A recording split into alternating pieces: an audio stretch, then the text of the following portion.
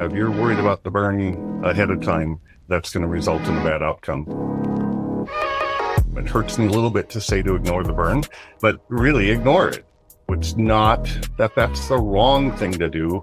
I just want people to think about it a little more before they jump to intubation. The anxiety and how clinicians may spiral out of control on these calls happens in the first few minutes. Don't wait for it to get worse, because you may have one shot.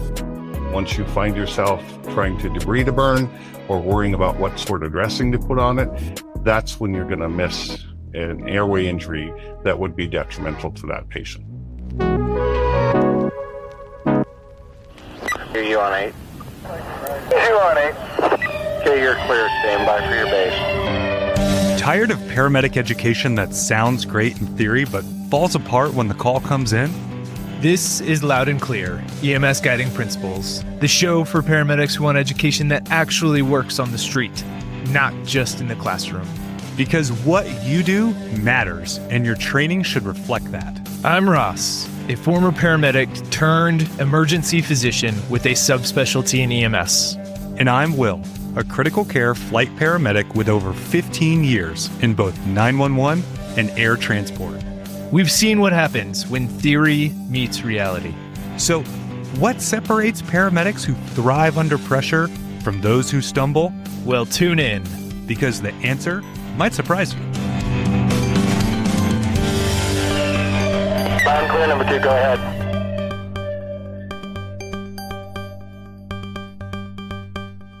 Burn patients can create a lot of anxiety for EMS clinicians because these calls are rare and the injuries can be distracting, and honestly, it's easy to overcomplicate the care.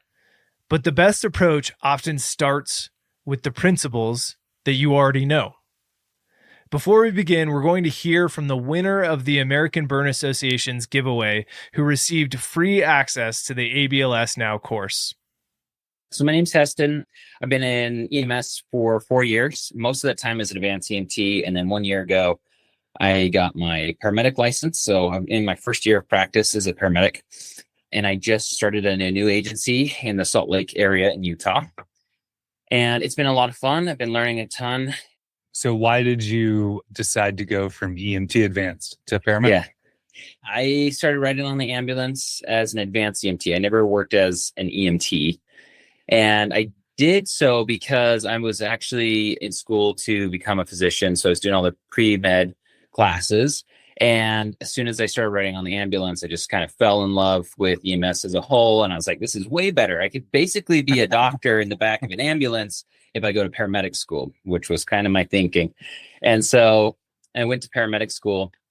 I learned that that's not quite the case, but I've been having a good time as a paramedic regardless. And it's a huge learning curve overall. And I think still it's a lot of fun. So that's kind of what got me into it. Nice. And you won our ABLS Now giveaway. You've gotten into it a little bit. Have you found the content good for burn care? Yep, it's been great for burn care. I actually heard about it from our program director at my paramedic school that I went to. He said, if you ever get the chance to do the advanced burn life support course, it's really good. And I was like, cool. So I thought one day I'd look into it.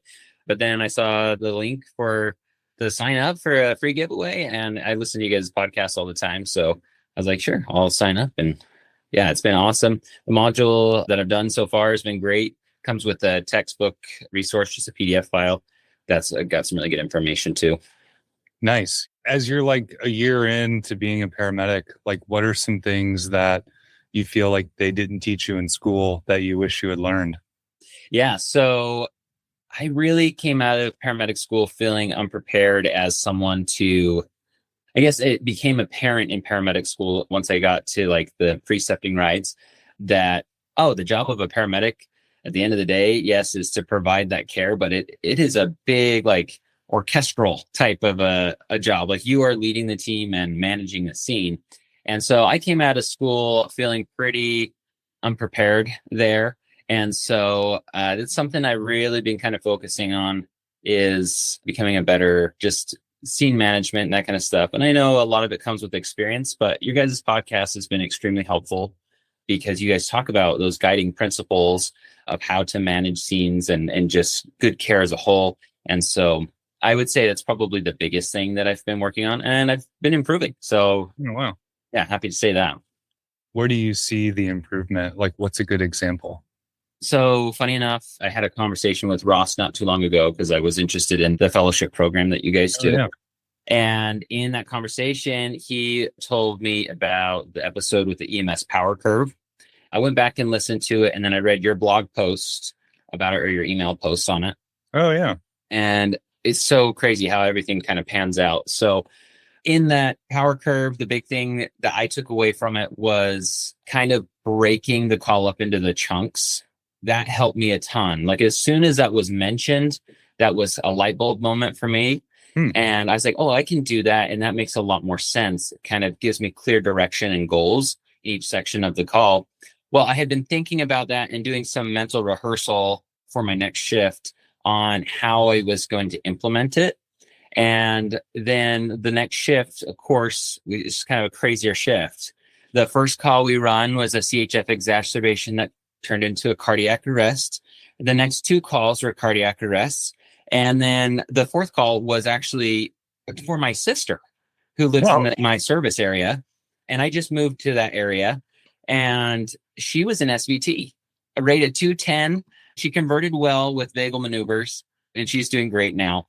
But it was just kind of a crazy shift. But what I wanted to share from that is that I felt so smooth and a lot more confident in my scene management as a whole and directing kind of resources and plans, because I took things in chunks, like, okay, well, let's start with, the basics. Like, who is this person? What's going on? Let's get a set of vitals, and like really getting that kind of in between moment where you can kind of take a breath, where there's either a transfer of care or, those natural pauses in the call. I was focusing on those and recouping and communicating with my team, like, hey, this is what I'm thinking. What is everyone else thinking? So some of those principles really helped me to kind of smooth things out. I used it last shift too. And my preceptor, because I'm in my field training phase, my new job, he even mentioned that there was an improvement. So it's a visible improvement too. So that's good. Man, yeah, that's amazing. What amazing feedback. One, thanks. I mean, that's really cool to feel like that tool helped you. And I mean, 3 arrests in a row, that's pretty legit. You're going to get, can't help but get better. And I'm glad to hear your sister's doing okay too. Yeah, she's doing great. Yeah.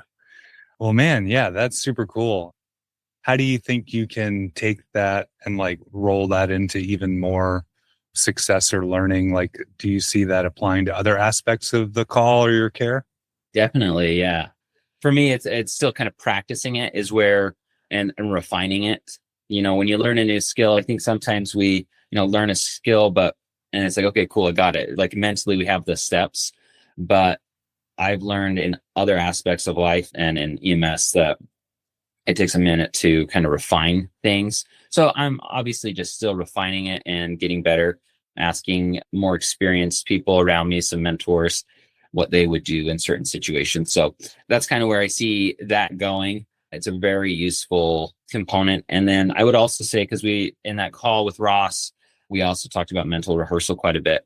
And I have read books like The Emergency Mind and Peak Performance Under Pressure by Dr. Stephen Hearns, great books that kind of talk on similar subjects. And mental rehearsal is a big one. And so I've been practicing doing that for just difficult calls and trying to get kind of thinking of granular detail of like, not only logistics, but like things as far as to say is like smells and what you would see, how you would feel emotionally. And I'm hoping that will help me improve as a provider as well, as I'm kind of, and I think that's really useful in EMS because we're not the emergency department where we're seeing the masses as far as like, okay, you're seeing this presentation way more than in EMS, In EMS, it's like you're going to get a less quantity of certain calls. And so the mental rehearsal is, I think if you can refine that, that would be extremely beneficial because now you can run it as many times as you need. And as from my understanding, the mental rehearsal can be as effective for like cognitive processes and like actually doing the skills and practice, because your brain is actually sending signals to your muscles, and like it causes your muscles to even fire off a little bit if you were to measure that. And so there's like a direct connection if you were to visualize, a call and how you perform it. So hopefully that will help my practice as well.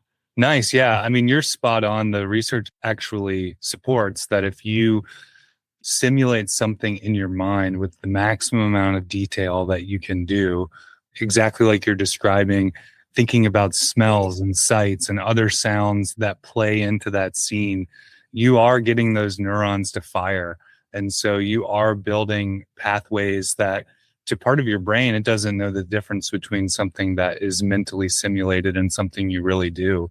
And I think that that's powerful for anybody, in your shoes, and any of us in EMS. But the reason, when thinking specifically to you, is you mentioned like it'll come with time, or you'll get to get more reps in or whatever. I feel like we've all heard that, in our career, like, oh, it'll come with time, or eventually you'll get to run that call, or people point towards experience. Like, well, once you get it, the experience, you'll have arrived somewhere. But for so many people, that can feel like advice to be passive. Like, okay, so I just sit back and like wait, or let things come to me. Like, that doesn't feel like I'm preparing myself for the situation that I know is going to be stressful, or I'm going to have to perform or whatever. And so there absolutely are things that we can do, like you're describing, to prepare yourself. And I think that's powerful too, especially for folks in a low volume environment. There are plenty of EMS providers all over the world, but specific to our country, where they don't run tons of calls, and they're not going to, because that's the community they live in, and they're not going to move away from their community just to chase call volume. And yeah, what a powerful example of that you're sharing, and like what a powerful tool for people to be able to utilize to get better. So yeah, man, I think that's awesome. What's the future hold for you? Are you going to be an EMS lifer, or are you in medical school? Is that correct? You're trying to... Yeah, I'm doing my pre-medical school prerequisites. That's what I'm trying to say. Nice. So right now I'm studying to take the MCAT, which is the medical college's admissions test, it's a bummer, but it is, it's part of the process. So for me, I kind of want to do a little bit kind of what Ross did. Paramedicine was awesome, but I do want to take things a step further. I'm an absolute nerd about, I love the concepts of like mastery and things. And I just want to receive as high as level of education as I possibly can in training. Yeah. And funny enough, I think some of that stems from this feeling of being unprepared, and like I do everything I can to prepare, but I don't know. I always am wanting to learn things. So I don't know. That's kind of where I'm at. It's to the point where I'm just like, okay, full send. Let's go to medical school. So Cool. That's what we're trying to do. Nice. I love it. That's cool, man. Well, best of luck to you. Thanks for listening. First off, thanks for listening. Thanks for believing in the stuff that we talk about. And thanks for doing the ABLS Now sign up. And I'm glad you want it. You're going to use it to help people. And that's awesome. Yeah, I hope so. I hope that not that I'll get someone who has that bad of burns, but I hope that when I do, I'll be ready. So I'm excited. Thank you very much. Another big congratulations to Heston for winning the ABLS Now giveaway presented by the American Burn Association. If you're interested in ABLS Now, you can still get 10% off of your course using our promo code LOUD26POD. This episode is sponsored by the American Burn Association, and our guest is Mark Johnston, a longtime advanced burn life support instructor. Mark is going to help us simplify pre-hospital burn care, from recognizing a threatened airway and estimating burn size to choosing fluids, preventing heat loss, and understanding why a clean, dry sheet may be the best initial burn dressing. The American Burn Association is also offering our listeners 10% off of the ABLS Now course. Use the promo code LOUD26POD or follow the link in the show notes to dive deeper into burn care. And now, Let's get into the episode. Welcome to Loud and Clear EMS Guiding Principles. Today, we are talking about, I think, a patient population that gives a lot of EMS providers anxiety. And it's probably mostly because we don't see them all that often, but also when we do see them, their injuries can be fairly gruesome, for lack of a better term. So today we have Mark Johnston joining us. He is a retired firefighter paramedic who served in that capacity for 28 years. He's also a registered nurse and a certified burn registered nurse. He's worked at the burn center at Regions Hospital for 34 years in various capacities, from bedside nurse to manager. And he's been an ABLS instructor for the last 18 years, including an ABLS national faculty member for the last 4 years. A big thanks to the American Burn Association for connecting us with Mark to do some burn education. As we mentioned, Mark is an ABLS instructor and worked on ABLS Now, which is their online version of the in-person course. Mark, thanks so much for joining us and coming on the show. Yeah, thanks for having me. I'm super excited to do this. Yeah. And as usual, I'm joined by my co-host, Will Berry, a critical care flight paramedic out in North Carolina.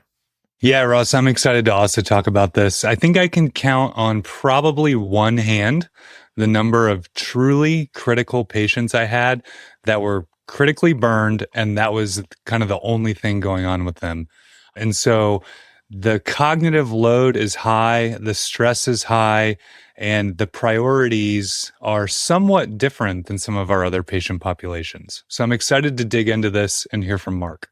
Yeah, absolutely. And when Mark told me what he wanted to discuss for this episode, I got really excited because, and like you were just saying, I think these injuries are like very mentally burdensome for us. It's not often that we treat a critically injured burn patient or even a moderately injured burn patient. And so I think oftentimes we can be, intimidated by these calls because they just seem so special and unique and different.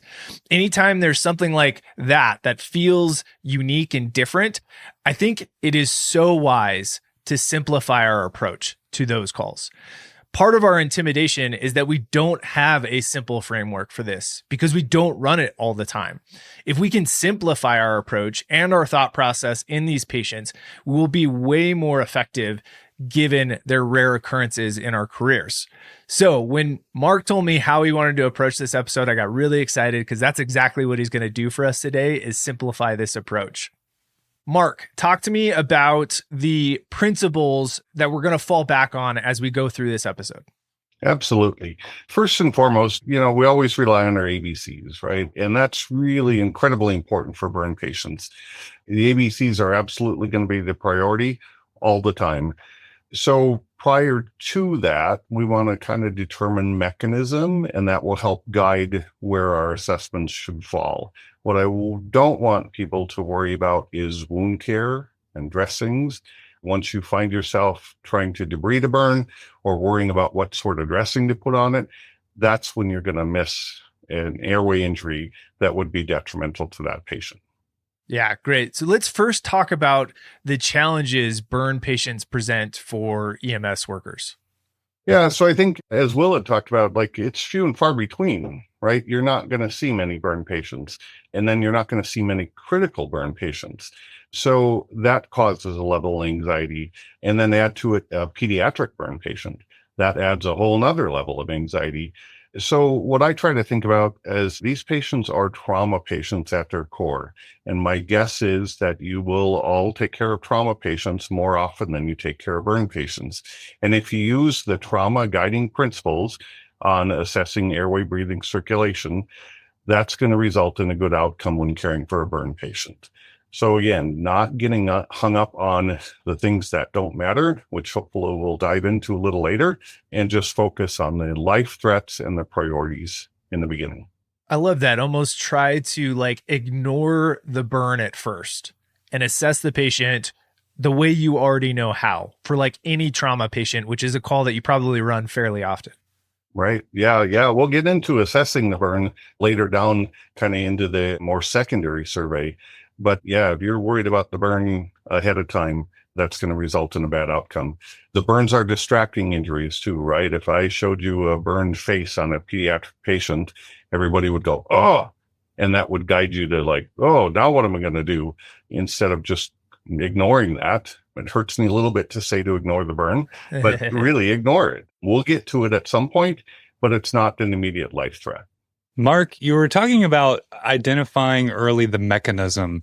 Can you go through, obviously, we're familiar with traumatic mechanisms of injury, but what types of mechanisms should we be thinking about, looking for, and what types of mechanisms are great to pass on to the next level of care? Yeah, so I think if you're worried about airway as being your first priority, we worry about patients that get injured in enclosed space fires. Enclosed space fires, if you don't get out in a hurry, that's going to result in an airway injury. Contrast that to a patient who opens up a radiator cap on their car and has radiator fluid splash into their face. That radiator fluid is not going to get into their mouth. It's not going to get into their airway. It's not going to burn their trachea. It's not going to burn their lungs. So we don't often get concerned about a patient's airway if the mechanism doesn't fit that. So again, those enclosed space fires, and people think of house fires or structure fires as enclosed space fires. They certainly are, but also so is a car fire, right? It's an enclosed space where you're not able to get out for a while. When you don't get out of that environment, that heats up, the heat continues to build. Maybe if it's in a room, the heat goes to the ceiling and then starts coming back down. We want to continue to breathe. And if we're going to continue to breathe, we're going to inhale those superheated gases, maybe those chemicals, and that's going to result in airway injury. So we do get some patients here at our burn center that are scald injuries or that are even outside fires have a lower risk of airway injury. And those patients are intubated. Oftentimes those patients arrive here and we extubate them shortly after their arrival. So it's not that that's the wrong thing to do. When I teach EMS providers and I show them a picture of a burned face from a liquid, almost everyone in that class will say, intubate the patient. And I just want you to think about it a little more. Intubation is not without its risks, complications. So I just want people to think about it a little more before they jump to intubation. So back to your point of what sort of injuries, I think enclosed space fires are the ones that we're most concerned with. Well, I think that helps inform our critical thinking too, because the mantra persists in EMS that these airway burns can swell shut very quickly. And so I think that creates this sense of urgency in EMS providers to do an intubation. But again, with this guidance and thinking about this, we're not saying don't intubate these patients, but don't lose your critical thinking too. Like you're saying, if someone was splashed with a scalding liquid and they didn't get any of it into their mouth, esophagus, trachea, lungs, that's reassuring for airway involvement. Yeah, absolutely. There are other reasons to intubate patients. A big burn, somebody burned 80% of their body that maybe doesn't have an airway injury. Those patients are going to be intubated. They have more things to worry about than breathing. So we would intubate those patients. If you're using high doses of narcotics to control their pain, that may knock out their respiratory drive. Those patients may need to be intubated. But the patients that don't have a mechanism, I just want you to consider not intubating them, kind of think through that process. Again, I would never fault somebody that brings a patient to us that is intubated and we extubate shortly after. I was not on the scene. I don't know the mechanisms. I don't know what were the complicating factors. So we would never fault somebody. But I just don't want EMS providers to jump to intubate all burn patients when they don't have a need to be intubated. Yeah, I know this was a big pet peeve when I did during my emergency medicine residency, my burn rotations at the University of Colorado. And this was a huge thorn in their side as well, as seeing a lot of patients aggressively intubated. And I think it's because we do a fairly poor job of educating providers on this. We kind of just scare them about the dangers of a burn airway, which is like legitimately scary. Yes, absolutely. But also we don't do a great job educating them of like what that looks like. So can you talk a little bit more about like what might actually tip you off that somebody's airway is at risk? Just, you talked about the environment that puts you at risk, but what about the exam? Because we hear like soot in the back of the throat, you should be worried. But actually I've seen a lot of burn patients with soot in the back of their throat. Their airway's been just fine. And I've discharged them from my emergency department. Yeah, I think certainly, again, mechanism, I can't stress that enough. Further, kind of the assessment. So, burned facial hair or burned nasal hair, that would probably be an indication, right? If you have a beard or a mustache or you have hair on your head and that's burned. And think about that. Like, does that burn if you get a scald injury? It doesn't burn. So, burned facial hair should make you pretty concerned. Certainly a physical exam, looking in the throat. Not many times does an EMS provider have to assess a patient's mouth like you do at your primary doctor, where they say, open your mouth and say, ah. But we want to do that with burn patients, right? We want to see if there's any sloughing or any burn. Soot by itself is not an indication. So I agree with you on that. But if you see sloughing or burns to their upper airways, that's a pretty good indication that their burns are to the lower airways. Lung sounds, wheezing. Wheezing is hit or miss, right? Not all burn patients wheeze, and not all wheezing is attributed to a burn. Different lung sounds can give you a sense of urgency. Certainly stridor, we talk about stridor.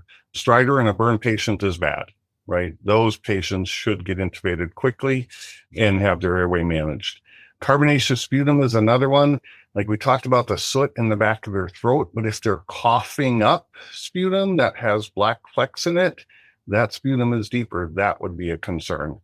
Voice changes. If their voice sounds different or sounds hoarse, and maybe you have to ask family or friends, does his voice sound different to you? Because we've never heard him speak, maybe. I think that's a concern.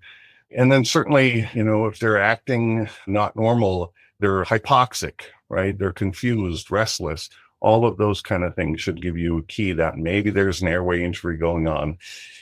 So if you find those concerns, that's the time to intubate the patient. Don't wait for it to get worse, because you may have one shot, right? And so to get that tube in urgently is going to be the key. We don't want to have, the new medic who's on orientation trying to intubate that patient either. This is the most experienced person on the scene that puts that airway in so that we can combat any more edema that would form. And if I can just mention too, the gold standard really is an endotracheal tube, right? There are great subglottic, supraglottic airways, all those kind of things that are out there, but they don't keep the trachea from closing. So the key is an endotracheal tube. And you got to be an advanced provider, right? If you're a BLS provider in the middle of the wilderness somewhere, that patient's going to have a high risk of failing, right? They're not going to get that airway in place because they don't have an advanced provider. Yeah, and realizing that every time, just you said, making your first attempt your best attempt, because every time you manipulate or put something foreign into the oral pharynx or the trachea, you also cause more swelling in addition to what injuries are there. And so every subsequent attempt might be harder. And that's not to scare you. That's to say, like, hey, it's okay to slow down and really be deliberate and make sure that your first attempt is your best attempt. Yeah, and then just securing that tube, right? Once it's in place, we don't want it to come out. If you let it come out, maybe you've given that patient some IV fluid. Now the airway edema is more pronounced. Airway is irritated because it's had a tube in it. That tube comes out, the airway closes right behind it, and now your only option is a surgical airway, right? So absolutely securing the tube so that it doesn't come loose is key also.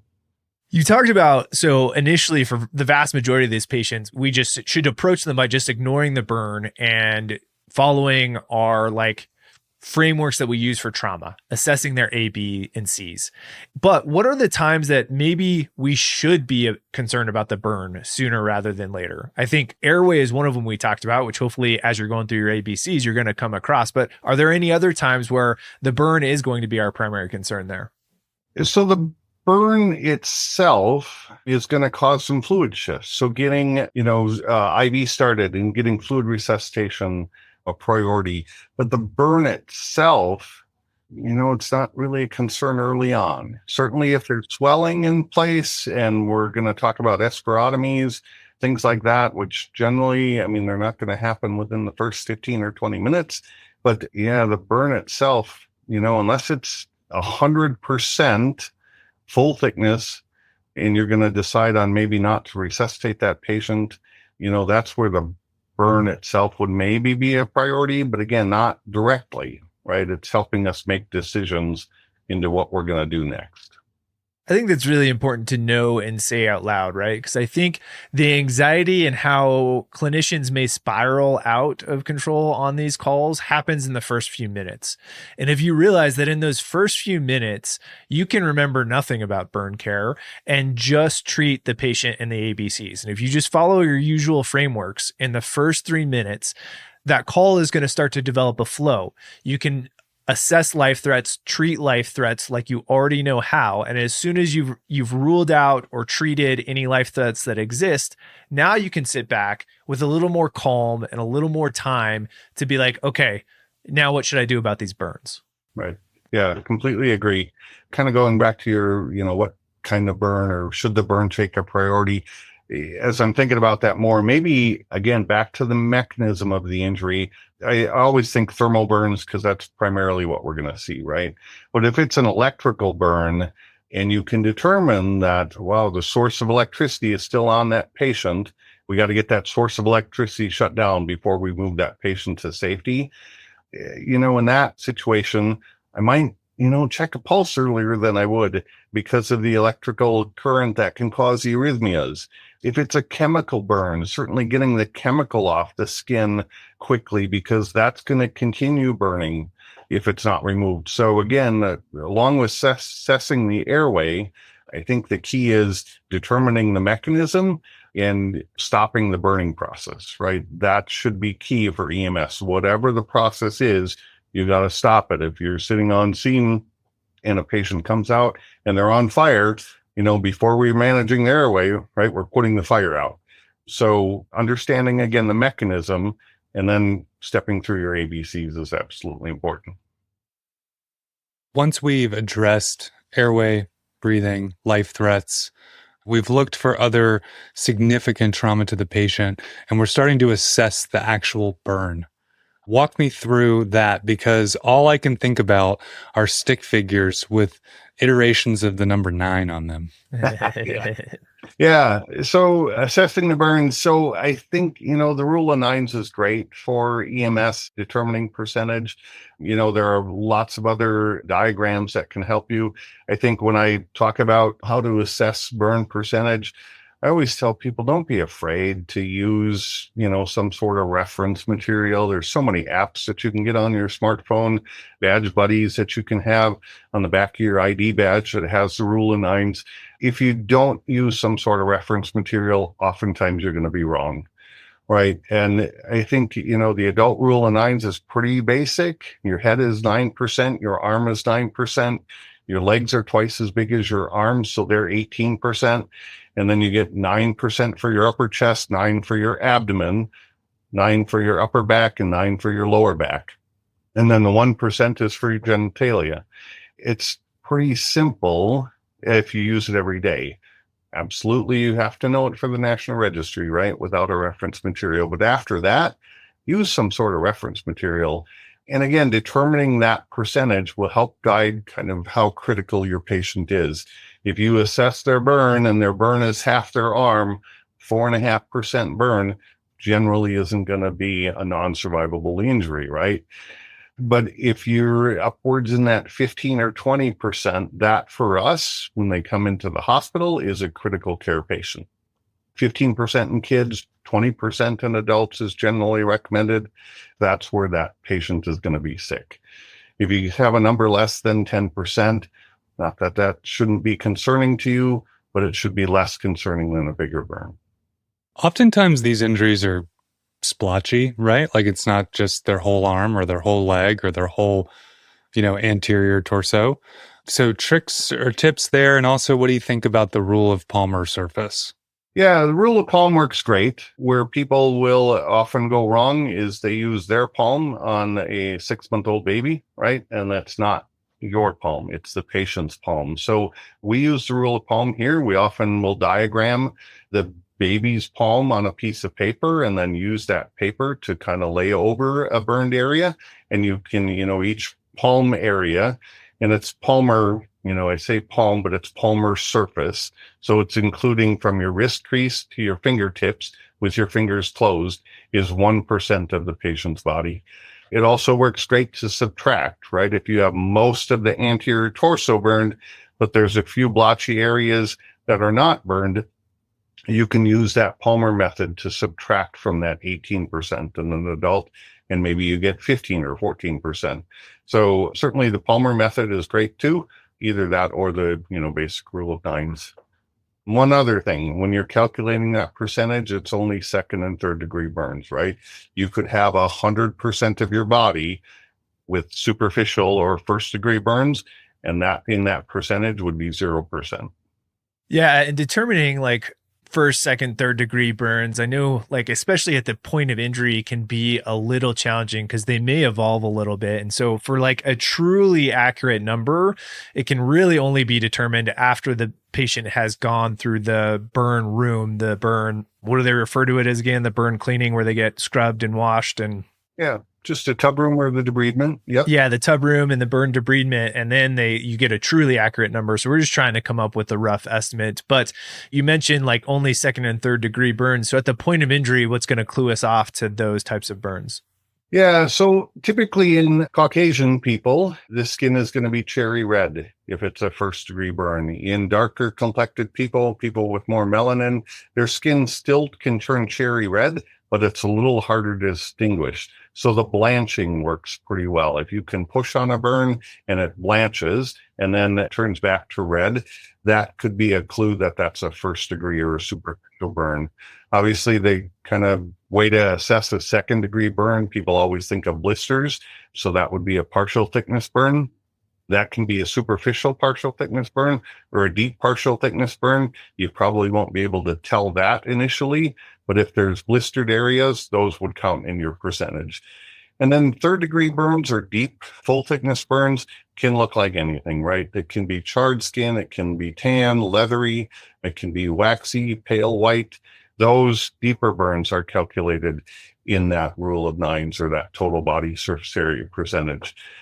And, it is not an exact science. We see a lot of burns that are billed as 60 and 70% burns, and when they come to us, they're 20%.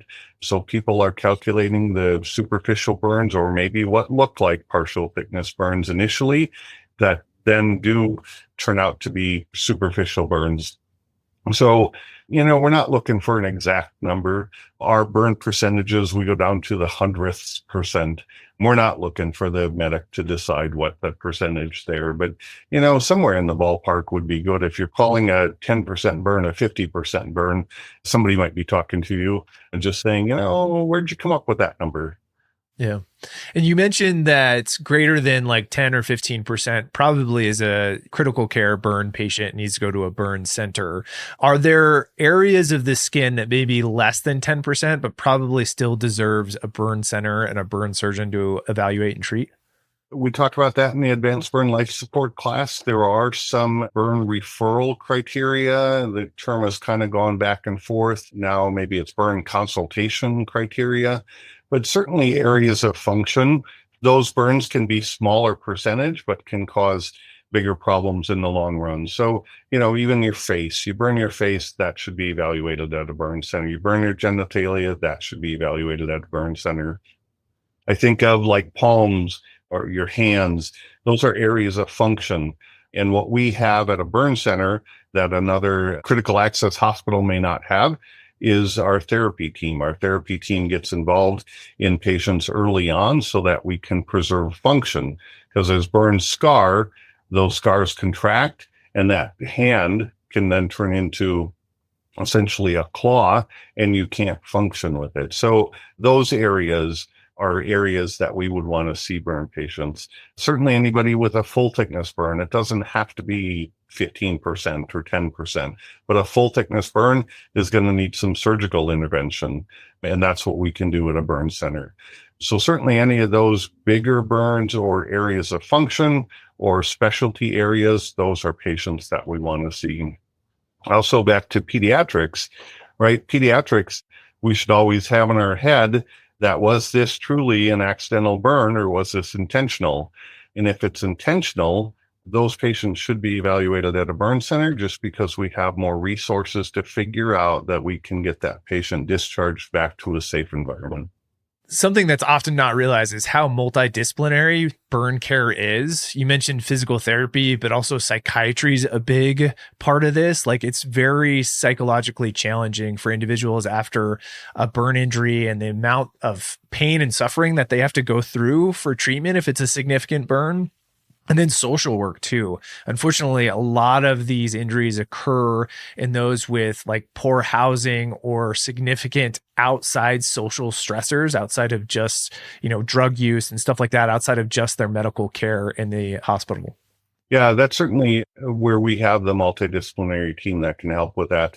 Our burn surgeons, I'm not insulting them by any means, saying burn surgery is intellectually pretty simple. One of our surgeons will even say that. So while they're critically important to the care of the burn patient, they're one small fraction of the other people that are involved. So you mentioned social work. We have a dietitian on our service that, burn patients take protein to heal, and you can't sometimes eat enough protein to heal your burns. So those patients get supplemental feedings via feeding tubes. We have the social workers, we have the psychiatrists, we have psychotherapists on our team. Certainly OT and PT are absolutely critical to the best outcome of a burn patient. So yeah, certainly the multidisciplinary team is key to recovery. So you mentioned there's a big focus on fluids in burns. Talk to me about why that is. Yeah, so the basic premise, we can spend another 2 hours going into why fluids happen. But the basic premise is your capillaries, when you have a burn injury, they become more permeable. And that fluid leaks out of the vasculature into the third space. That's why all the edema happens. Our goal in fluid resuscitation is to restore that intravascular fluid so that we can perfuse end organs. And if we're not giving IV fluids, we don't restore that, and the fluid just continues to leak out into the third space, and these patients become intravascularly dry. And so how should we approach fluids in the pre-hospital setting? So in the pre-hospital setting, it's really pretty basic, right? We call it the 125, 250, 500 rule. So anybody less than 0 to 5 years old gets 125 cc's an hour. If they're 5 to 12 years old, they get 250 cc's an hour. And if they're greater than 12 years old or teenager and above, they get 500 cc's an hour. The fluid choice is preferentially lactated ringers. Lactated ringers is just more plasma-like. I know a lot of ambulances don't carry lactated ringers. They have normal saline. Normal saline is fine initially, maybe up to about 2 or 3 liters, and then we should start switching over to lactated ringers. Again, the goal is to not stop the capillary leak from happening, because that's going to happen till it stops. The goal is to resuscitate intravascularly so that we can perfuse end organs. Yeah, Mark, we did an episode where we did a deep dive into the fluid resuscitation of burn patients. And the first time I heard this rule, this guidance, it blew my mind, because the amount of test questions I had studied for about trying to calculate Parkland and all these things, and knowing in the back of my mind, like when you're in someone's front yard with this burn patient that's just been pulled out of a structure fire or something, you're just not calculating that. Yeah, the Parkland formula, we've known for a long time, the Parkland formula will over-resuscitate patients. So now there's a formula that use about half the amount of fluid, and those are what we're going to start when the patient arrives to the hospital, right? We use, and a lot of burn centers across the country will use nurse-driven resuscitation protocols, where every hour we're assessing urine output and then giving fluid or changing the fluid rate based on that. The Parkland formula was never really meant to be a 24-hour formula, although that's what it was kind of billed as, where you gave half in the first 8 hours and the next half in the next 16 hours. And that just really is not the recommended fluid rates anymore. And so, especially for EMS, the 125, 250, 500 rule is great. Again, it takes the distraction away. You don't have to figure out Parkland formula. Again, probably for the registry you do, right? That's still there. Yeah. But yeah, in real practice, just getting fluids started and getting them running is going to be the key. And it's also important because I think there have been cases in the past where people are so concerned about hitting the number of milliliters exactly that they may actually restrict fluid or choose to not give any, which could be detrimental to the patient too, correct? Correct. Yeah, absolutely. Yeah. Yeah, it's a tough balance to give the right amount of fluid. I don't know that over resuscitating is any better than under resuscitating. It really is important to give the correct amount of fluid. That's why we've kind of gone away from Parkland resuscitation and really monitor urine output every hour. Fluid in equals fluid out, right? So if you don't have enough urine out, it's telling you you're dry and you increase the fluid. And so I think initially, the challenge always then is, what if this patient's 4-hour flight away from a burn center? What does the flight team do with that fluid rate? And I think that's where most of the referring burn centers will give you a fluid rate that will be close in their estimation, and you run that amount of fluid during your transport time. It probably isn't going to be that 125, 250, 500. It's going to be some iteration in there, but that's to calculate for that time during transit where we're not expecting the flight crew to empty a Foley bag as they're flying across the sky. So we're going to figure that out on the front end and give that rate to the flight crew or whoever is transporting before they leave the referring hospital. That's great. So when we see injuries like a broken arm or a laceration that is bleeding, in EMS, we're taught to dress and stabilize these injuries to prevent further harm and control bleeding. What about dressings for burn patients? Should we dress these? And if so, what are the principles to remember when dressing them? So the advanced burn life support class will say the best dressing is a clean, dry sheet. Doesn't have to be sterile. There are a lot of dressings that, a lot of ambulances carry: hydrophobic dressings, hydrophilic dressing, gel dressings, all of those kind of things. Again, you're spending time putting a dressing on, which is distracting you from the immediate life threats of that patient. So that's our recommendation to our referring hospitals and to our EMS agencies: clean, dry sheet. It's very cheap. You have them in the back of the ambulance, pull it out, cover them up. And then I always add on extra warm blankets, right? The key is with not to put a dressing on, not to debride a burn, but we really have to keep these patients warm. So clean, dry sheet over the top, and then a bunch of warm blankets. It may mean turning the heat on in the back of the ambulance when it's a 95-degree day, but it's super important to keep that patient warm.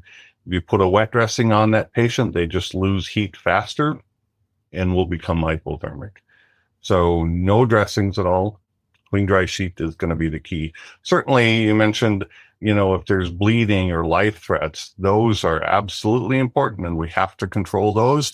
So if you have an open fracture on a burned arm that's bleeding, that would warrant a dressing, right? But if it's an isolated burn, clean, dry sheet is going to be the recommendation. Yeah, just to clarify, these are the bed sheets you're talking about that you put on your cot stretcher. Clean, dry bed sheet. And talk to me a little bit more about the challenges with heat loss. Why does that occur? Yeah, so the heat loss, one is just because we don't have intact skin, so we're losing heat through that burn injury. But then also these patients are getting sometimes a lot of fluid, and that fluid is not maybe warmed. So they have heat loss through that, just the fluid shifts that are occurring, and then the patient's inability to control their inability to thermal regulate, that will cause that heat loss. So, we see that when patients arrive here, we turn the heat up in the room as hot as it goes because we know they're going to be exposed for a while we're assessing burns, putting lines in, debriding them, putting dressings on. The same thing that happens in our operating room. Our operating rooms are really warm just for the fact that patients are going to be exposed. They're not going to have clothes on. And so it's really important to keep them warm. And so that's why I'll tell our EMS providers, it's going to be uncomfortable for you. I get it. But when a patient arrives here, we're in a dressing maybe 4 hours in a hot environment. And so it's really what the patient needs. It's not about our comfort. I remember being in those tub rooms with that heat just going, and you're in sterile gown and dressing now. So you have 3 layers on to be sterile, make sure you're preventing infection, and the heat is just blasting to keep the patient warm. I remember. Oh yeah. Sauna. Yeah. Yeah, we bring water in. Nobody ever has to step out to use the restroom, right? Yeah. We're chronically dehydrated. Yeah. I joke, I don't know if it's completely true, but I've heard at one point we have the highest instance of kidney stones of anybody in the hospital. So, I'd like to take this a little bit outside of the pre-hospital setting and into the hospital because I think it's a little fascinating. It's helpful for us to know what happens in the hospital, but also like patients will be discharged with things like skin grafts, which might have their own complications. So can you talk to me a little bit about the idea of skin grafting, kind of how it occurs, and then say somebody gets discharged from the hospital with a skin graft, what complications might we be called for? yeah, so skin grafting, just to kind of get it into basic understanding, skin grafts have to come from the patient themselves, right? We can use skin grafts, different products. We use cadaver skin, and those are temporary dressings. The only true skin graft that can be used is skin from the individual who's burned. So from, again, simple concept, if you have a 70% burn, that would leave you 30%, just for easy math, to serve as a donor site. And so those numbers don't quite add up, right? There are some options of harvesting a donor site and putting a skin graft down and then allowing that to donor site to heal and then go back and harvest it again. So we can harvest multiple donors from the same spot, but all of that takes time, right? So that's why hospital stays for burn patients are so long. A way that we can cover a bigger area is take that skin graft itself and mesh it, runs through a machine that pokes holes in it. When you take that skin out from the machine that has meshed that skin, I think it looks like fishnet stockings, right? You can then stretch that to cover a bigger area. So you can stretch it to cover twice the size in a 2-to-1 mesh, or 3 times the size is 3-to-1 mesh. Every time you're doing that, you're making those interstices or that skin graft thinner and more fragile, but it does cover a bigger area. So complications from that is obviously just long-term time to heal, but then they also can get infected. So I think as patients then transition to the outpatient world, we don't discharge them with their skin completely healed. They go home with dressings. They're doing dressings at home, and we're teaching family or patients themselves to do those dressings. So I think where we see EMS getting called to those patients is because of primarily infection, right? By the time they go home, hopefully we have their nutrition up to speed. They're able to eat and drink normally, but where they run into problems is that skin graft or donor site gets infected, and that's when they call EMS and come back in to see us. I've heard about a therapy that uses, is it fish skin? Can you tell me a little bit about that? Yeah, so there is a fish skin product that can serve as a temporary dressing again. It's not, you can put it over a wound itself. It incorporates into the wound itself, and then a dressing skin graft from that individual put over the top of that. Again, all of these technologies and things are very expensive, so somewhat cost prohibitive, but the technology is really changing into finding some sort of biosynthetic dressing that would go over a skin to get it closed so that we wouldn't have to continue to use the patient's own skin. And so when you're harvesting the patient's own skin, so you're taking clean, healthy site and you're essentially just like shaving off the top layer. Yeah, it's a blade that vibrates that goes over the top of healthy skin after it's been shaved and the hair removed. And as it goes over the top of that skin, it's picking up the skin graft itself. And that graft is very, very thin. To me, it kind of looks like wax paper. So if you held it up in the air, you could be able to see maybe shadows and things through it, but you wouldn't be able to identify a person through it. So it's really, really thin.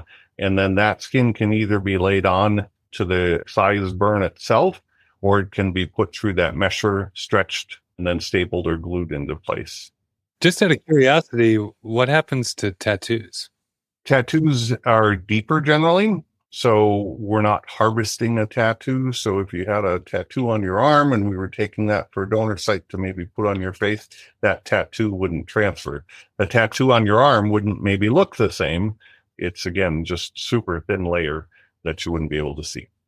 Fascinating. So then is it the stem cells that are deeper in the burn that are then kind of like recapillarizing the skin graft itself and causing it to grow and heal and whatnot?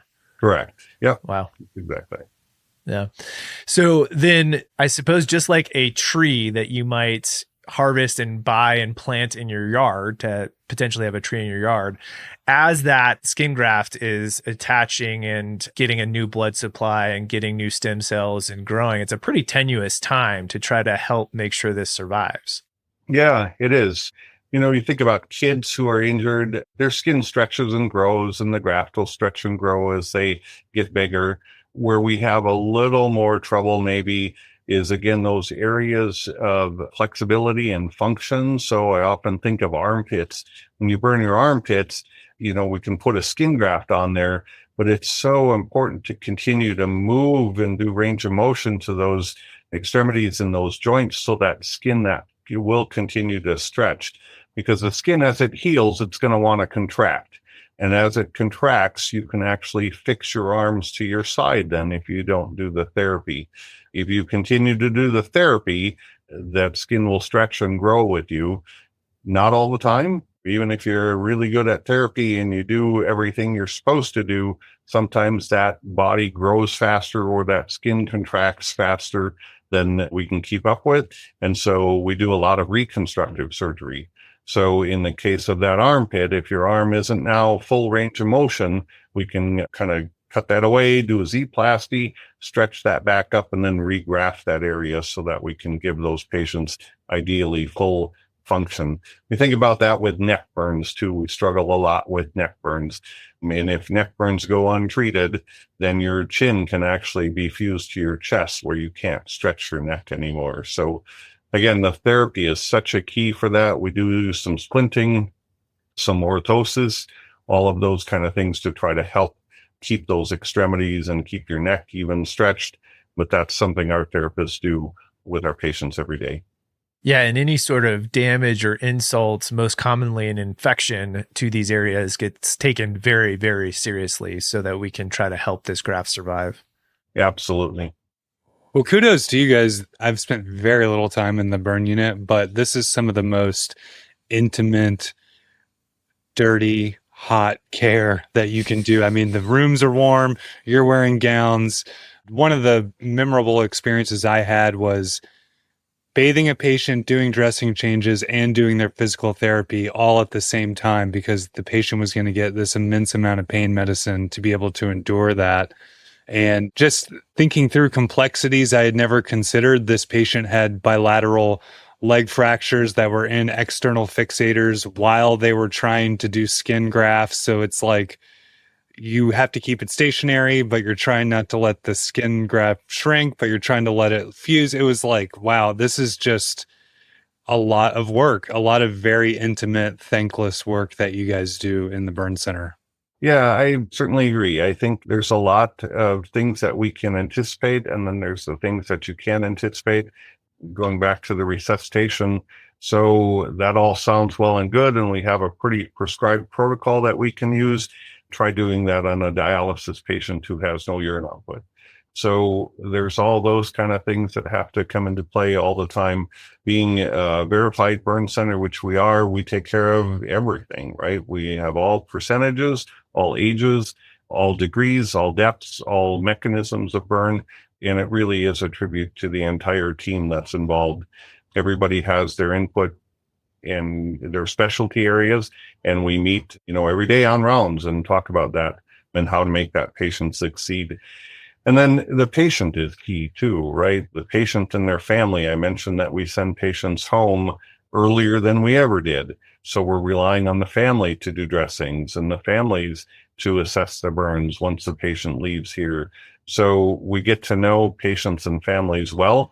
Majority of our burn patients don't stay with us a long time because they're small burns.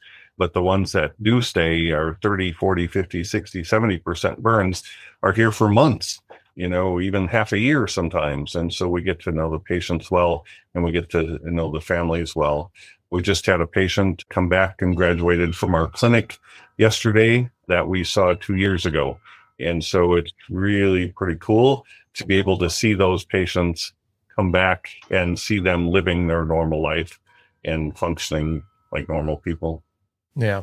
Amazing. Well, Mark, if there is something you wanted our listeners to remember, like if they remember nothing else, what are the guiding principles you want EMS clinicians to take with them into their next shift? Again, ABCs, right? Don't get stressed by the burn. Take care of them as you do any other patient. Airway, breathing, circulation are absolutely important. Don't let the burn distract you from what you normally do. And then don't worry about dressings. I get questions a lot when I go out and talk to different groups about what dressing we should use. We certainly use a ton of different dressings here, but that's not the case for EMS. So again, I like the theme that we kind of talked about, and the theme of your podcast is back to the basics, right? And that's really what should happen with burn patients. Great. Thank you so much. If listeners want to dive deeper onto this topic and really become experts in burn life support, where would you point them? The American Burn Association is the go-to for that. Their website is ameriburn.org. There are ways to take the ABLS Now class, which is a strictly online version. And then the Advanced Burn Life Support class in person is hosted at burn centers across the country. So your local burn center is maybe doing a class. You can find all of those classes on the website. Certainly the ameriburn.org is the best place to go. Yeah, and the American Burn Association is actually offering our listeners 10% off of the ABLS Now course. So if you use the promo code LOUD26POD or use the link in the description, you can get 10% off one of those courses as well. If you like this episode, make sure to leave us a review. It really does help us out and help others find us. If you want more, check out our weekly newsletter at emspodcast.com/newsletter. Thank you for joining us. Until next time, be safe out there.